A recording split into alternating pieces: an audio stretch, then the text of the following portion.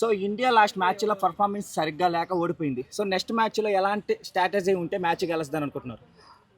నా point of view ఏంటంటే తిలక్కి కొంచెం రెస్ట్ ఇచ్చి తిలక్ ప్లేస్లో శాంసంగ్ని, తర్వాత బౌలర్లో ఒక సిరాజ్ని తీసుకోవాలి.